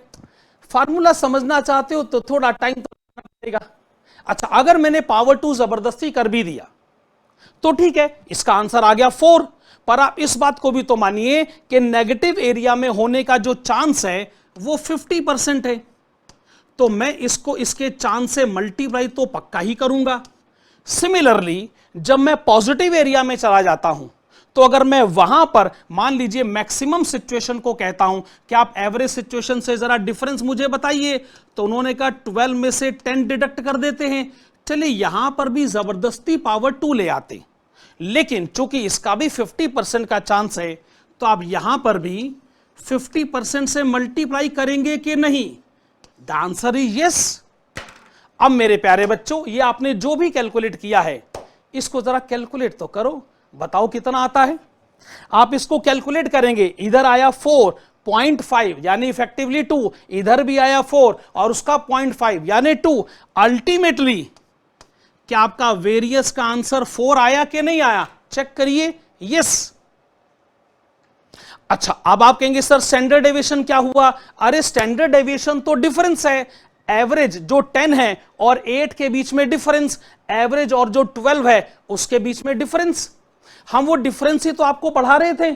हाँ ठीक है, आपने हम पर ब्लेम लगाया कि हमने पावर 2 कर दिया, तो आइए हम अपनी गलती को सुधार लेते हैं। तो अब मैं क्या करूंगा, जब मैं स्टैंडर्ड डेविएशन कैलकुलेट करूंगा तो मैं इसी वेरिएंस के पास जाके कहूंगा कि भाई साहब मैं आपसे माफी मांगने आया हूं, मैंने जबरदस्ती पावर 2 कर दिया था, और अगर पावर 2 नाम की गलती मेरे से हुई थी तो उस गलती को सुधारने के लिए क्या मैं स्क्वायर रूट का सहारा लूंगा कि नहीं लूंगा? The answer is yes. तो अगर मैं उसी 4 के आंसर पर स्क्वायर रूट अप्लाई करता हूं तो वापस मेरे पास जवाब 2 आता है कि नहीं आता? तो वेरिएंस के फार्मूले ने पावर 2 क्यों इस्तेमाल करा? क्योंकि वो जो डिफरेंस कैलकुलेट करते थे तो कहीं माइनस साइन आ जाता था। माइनस के साइन को बचाने के लिए उन्होंने पावर 2 को यूज करने की टेक्निक डेवलप करी। पर उसके बाद जब स्टैंडर्ड डेविएशन कैलकुलेट करना था, हमने कहा अरे पावर 2 जबरदस्ती आया, इसको काटो, फिर हम स्क्वायर रूट की मदद में चले गए। तो अल्टीमेटली स्टैंडर्ड डेविएशन का फार्मूला कोई मुश्किल फार्मूला थोड़ी है भाई, कितना सिंपल फार्मूला है जो आपको यह बताने की कोशिश करता है कि आपका जो मीन है और जो आपकी एक्चुअल सिचुएशन है उसका डिफरेंस कितना है। तो मेरे प्यारे बच्चों, यह था कुल मिलाकर स्टैंडर्ड डेविएशन का एनालिटिकल और मैथमेटिकल एक्सप्लेनेशन। एक कंसेप्ट है मॉडिफाइड IRR, MIRR भी इसको हम कह सकते हैं। ये इकलौता ऐसा कंसेप्ट है जो प्रेजेंट वैल्यू के कंसेप्ट पर बेस्ड नहीं है, ये फ्यूचर वैल्यू के कंसेप्ट पर बेस्ड है। इसमें प्रेजेंट वैल्यू कैलकुलेशन नहीं है पर फ्यूचर वैल्यू कैलकुलेशन जरूर है। ये कंसेप्ट जिस पॉलिसी पर बेस्ड है वो मैं आपको बताता हूं। इसमें क्या होता है कि जैसे टोटल अगर 4 इयर्स का केस मैं लेता हूं और ये है ईयर 1 बिगिनिंग, इसमें होता क्या है कि हम प्रोजेक्ट में इनिशियल इन्वेस्टमेंट करते हैं। अच्छा, ये इनिशियल इन्वेस्टमेंट ये सोचकर होती है कि हम लोग एकदम आखिर में, यानी अगर मैं इस केस के बारे में सोचूं ईयर 4 एंड, हम आखिर में एक अच्छा खासा कैपिटल जनरेट करना चाहते हैं। लेकिन होता क्या है कि बीच में पेरियोडिकली हमारे पास कुछ कैश इनफ्लोज आते रहते हैं। कैश इनफ्लो जब आएगा तो फिर हम मना भी क्यों करेंगे? एक बहुत बढ़िया एग्जांपल देता हूं, जैसे हमने खरीदे शेयर्स किस उम्मीद से कि 4 साल के बाद शेयर की मार्केट वैल्यू बहुत ज्यादा हो जाएगी। ऑफ कोर्स ये आपका इरादा होना भी चाहिए, लेकिन मेरे भाई जब आपने शेयर्स खरीदे तो कंपनी आपको हर साल डिविडेंड देगी कि नहीं? यस। जब डिविडेंड आपके अकाउंट में आएगा तो क्या आप लेने से मना कर देंगे? नहीं। भला आता हुआ पैसा कौन मना करता है? हालांकि आपका मेन ऑब्जेक्टिव यह है कि 4 साल के आखिर में बहुत बड़ा कैपिटल वैल्यू हो जाना चाहिए। वो आपके ऑब्जेक्टिव का हम सम्मान करते हैं, लेकिन अगर बीच में कैश इनफ्लो होता है तो मेरे प्यारे बच्चों उसको कोई रोकेगा थोड़ी। लेकिन स्मार्ट इन्वेस्टमेंट स्ट्रेटेजी तो अडॉप्ट करी जा सकती है। मैं आपको बताता हूं ये स्मार्ट इन्वेस्टमेंट स्ट्रेटेजी असल में क्या है। सुनेगा, जो कैश इनफ्लो आपको पहले साल के आखिर में मिले, आप इसको बाकी बचे 3 साल के लिए री इन्वेस्ट कर दो। आपको अभी कैश नहीं चाहिए। जो कैश आपको दूसरे साल के आखिर में मिले, आप उसको बाकी बचे 2 साल के लिए री इन्वेस्ट कर दो। जो कैश आपको तीसरे साल के आखिर में मिले, आप उसको बचे हुए 1 साल के लिए री इन्वेस्ट कर दो। और जो डिविडेंड 4th ईयर के एंड में मिलेगा उसको तो री इन्वेस्ट करने का मौका हम आपको देंगे नहीं। बेसिक आइडिया यह है कि आपको 4th ईयर के एंड में कैश चाहिए, बीच बीच में कैश आता रहेगा, आप मना मत करिएगा। पर इतना तो काम आप कर सकते हैं कि आप इस इंटरमीडिएट कैश इनफ्लोज को, ये जो कैश इनफ्लोज आपको मिल रहे हैं, आप रिमेनिंग पीरियड के लिए इसको री इन्वेस्ट करते जाइए। इससे क्या होगा कि आप इनकम पर इनकम अर्न करेंगे, यानी ओरिजिनल इन्वेस्टमेंट के साथ री इन्वेस्टमेंट का बेनिफिट ऐड हो जाएगा। और इस वजह से जो रेट ऑफ रिटर्न असल में आपके हाथ में आएगा उसको आप कह सकते हो कि बड़ा rate of return, larger rate of return. तो मॉडिफाइड आईआरआर बेसिकली वो लार्जर या higher rate of return earn करने की एक प्रैक्टिस है या प्रोसीजर है। अच्छा, इसको पता करने का जो सिस्टम डेवलप किया जाता है, ये वही सिस्टम है जो आप लोगों ने स्कूल लेवल पर पढ़ा है। स्कूल लेवल पर आपने ये इक्वेशन पढ़ी होगी, बड़ी पॉपुलर इक्वेशन है, मुझे तो बताने की भी आवश्यकता नहीं, ये इक्वेशन आपने पढ़ी है। इसी इक्वेशन को हम लोग बेस बनाते, इसमें जो पी टर्म है हम उसको क्या ले लेते हैं कि जो भी आपने इनिशियल इन्वेस्टमेंट करी हम उसे ले लेते हैं इनिशियल इन्वेस्टमेंट, जो अमाउंट आपने इनिशियली इन्वेस्ट किया। अच्छा, जो रेट ऑफ अर्निंग जिसको वैसे आप आर कहते हैं, यहां पर हमारा उसका मतलब होता है MIRR, और पावर एन का तो मतलब आप जानते हैं कितने साल के लिए इन्वेस्टमेंट हुई है। फिर जो 4th ईयर के एंड में जो आपको टोटल कैपिटल वैल्यू रियलाइज करनी है, original investment as well as reinvestment का बेनिफिट दोनों का टोटल, इसको आप क्या कहना चाहेंगे? Well, this is total future value of original as well as reinvestment. जो आपने ओरिजिनल इन्वेस्टमेंट करी और जो री इन्वेस्टमेंट हुई, उसका जो टोटल फ्यूचर वैल्यू रियलाइज होगा एकदम लास्ट में। इस फार्मूले की मदद से हमको ये MIRR कैलकुलेट करने को मिल जाता है। और ये आप देखेंगे जितने भी इसके क्वेश्चन बनाए जाते हैं ना, उसमें ये जरूर हायर रेट ऑफ रिटर्न होता। तो ये हायर रेट ऑफ रिटर्न है, ओरिजिनल और री इन्वेस्टमेंट के बेनिफिट को मिलाने से जो अचीव किया जाता है उसे हम लोग कहते हैं मॉडिफाइड IRR। इसमें कहीं पर भी प्रेजेंट वैल्यू कैलकुलेशन डील नहीं करी जाती है। वाजिबा। तो मॉडिफाइड IRR का कंसेप्ट हो गया क्लियर। हम बढ़ते हैं अगले कंसेप्ट की तरफ। एक कंसेप्ट है risk adjusted discount rate. Okay, risk adjusted discount rate को आप कुछ ऐसे समझिए कि मान लीजिए आपको यह कहा जाता है कि कॉस्ट ऑफ कैपिटल है 10%, यानी 10% के ऊपर एनपीवी कैलकुलेट करिए और एनपीवी आ गया पॉजिटिव। एनपीवी आ गया पॉजिटिव, आप बड़े खुश हो गए, आपने कहा जी बड़ी अच्छी बात है, एनपीवी पॉजिटिव है तो इन्वेस्टमेंट फाइनेंशियली वायबल ही हुआ। पर किसने आपको कहा कि नहीं ये काम करते हैं साहब, रेट को थोड़ा सा बढ़ाते हैं, अपने रिस्क को थोड़ा प्रोटेक्ट करते हैं। इस पर एक सवाल उठेगा, रेट को बढ़ाने से रिस्क प्रोटेक्ट कैसे होता है भाई? मैं आपको बताता हूं। आप जैसे ही रेट बड़ा करोगे तो आपका प्रेजेंट वैल्यू फैक्टर छोटा हो जाएगा। रेट और एनपीवी में इनवर्स रिलेशनशिप होता है। रेट बड़ा होगा, एनपीवी छोटा होता जाएगा। मान लीजिए आपने बड़ा रेट लिया, 10% नहीं 15%, रिस्क को प्रोटेक्ट करने के लिए, और भाई साहब एनपीवी तब भी पॉजिटिव आ गया, तो आप क्या सोचोगे कि यार ये प्रोजेक्ट तो बड़ा अच्छा है। जब मैंने इसको वैसे कॉस्ट ऑफ कैपिटल पर इवेल्युएट करा, उसने तो एनपीवी को पॉजिटिव दिया ही। जब रिस्क के पैरामीटर को कंसीडर किया गया, रेट को बढ़ाकर भी कंसीडर करा गया, तो भी एनपीवी पॉजिटिव आ गया है। इसका मतलब विदाउट एनी डाउट, बिना किसी रिस्क के अब हम इसमें इन्वेस्टमेंट करेंगे, क्योंकि इसने रिस्क के फैक्टर को एडजस्ट किया। सोचिए, आपके कंजर्वेटिव अप्रोच को एडॉप्ट करने के बावजूद अगर ये आपको प्रॉफिटेबिलिटी या फाइनेंशियल एडवांटेज की सिचुएशन पर लेकर आता है, तो इससे अच्छी बात और क्या हो सकती है। So if we calculate NPV at RADR, we get protection against possible risk. अगर एनपीवी पॉजिटिव है तो, और रिस्क एडजस्टेड फैक्टर को कंसीडर किया गया है तो, इसका मतलब हमको रिस्क से मिलता है प्रोटेक्शन। अच्छा, प्रैक्टिकल क्वेश्चंस में ये रेट पता कैसे किया जाता है? हालांकि बड़े सारे क्वेश्चन इसके हमारी बुक में हैं, वो आप लोगों ने ऑफ कोर्स कर ही रखे हैं, लेकिन फिर भी दोबारा से आपको इसका फार्मूला याद दिलाता हूं। पहले सोचा जाता है आरएफ, यानी बिना किसी रिस्क के कितने परसेंटेज इनकम अर्न करी जा सकती है। इसमें क्या होता है, जैसे जैसे बैंकों के फिक्स डिपॉजिट हो गए, पोस्ट ऑफिस डिपॉजिट हो गए, गवर्नमेंट ऑफ इंडिया बॉन्ड्स हो गए, जहां पर बिना किसी रिस्क के एक परसेंटेज इनकम रियलाइज करी जा सकती है। यह हो सकता है 7% हो, 8% हो, या कोई और रेट।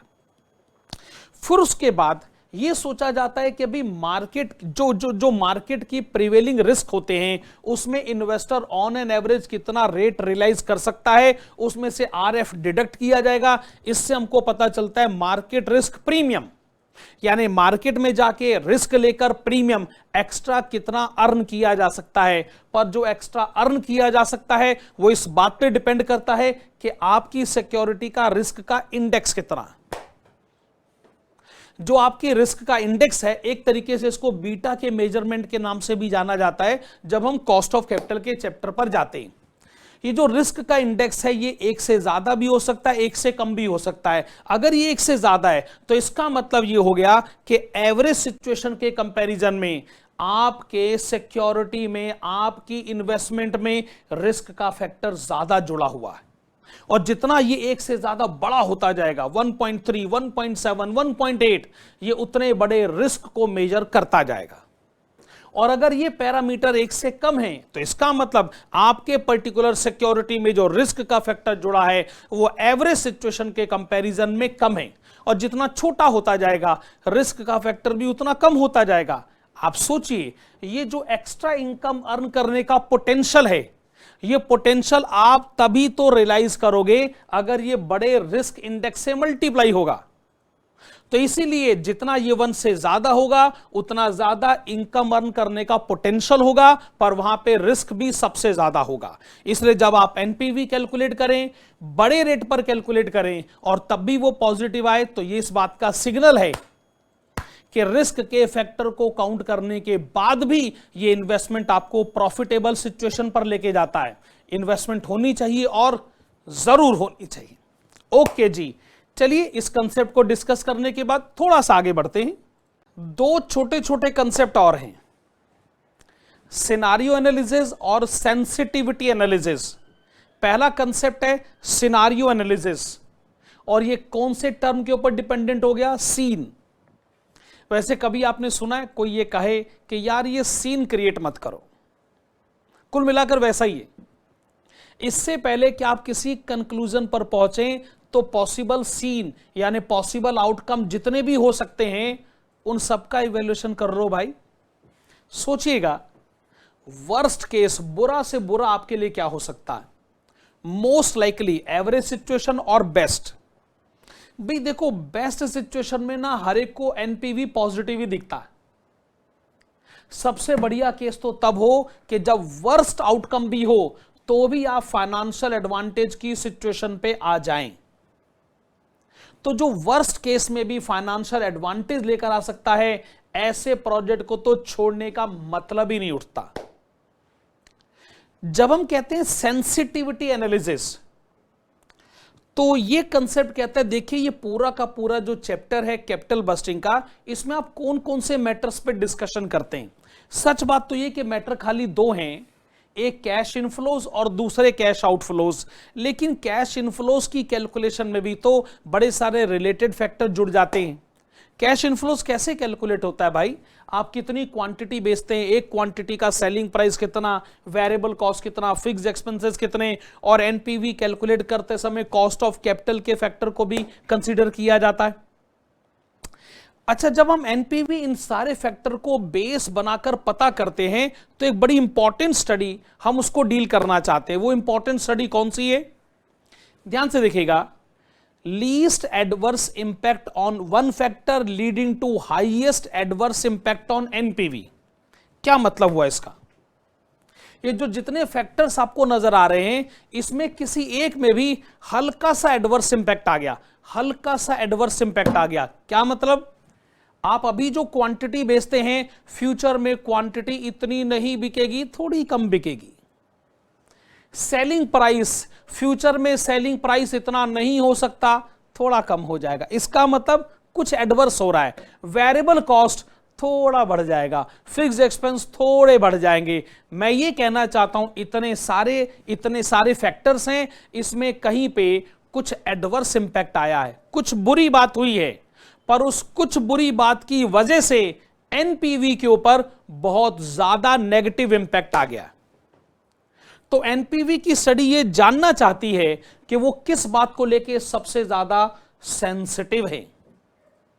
कई बार हम कहते हैं ना कि यार मौसम बदल जाता है ना, मुझे बुखार चढ़ जाता है, मैं बड़ा सेंसिटिव हूं। वही कंसेप्ट एनपीवी पर भी आता है कि एनपीवी की जो टेक्निक है, जो फाइनेंशियल एडवांटेज पता करने की टेक्निक है, वो कौन से फैक्टर को लेके सबसे ज्यादा सेंसिटिव है। यानी उस फैक्टर का चेंज होना या उसका एडवर्स चेंज होना हम किसी कीमत पे बर्दाश्त नहीं कर सकते। वाजिबा।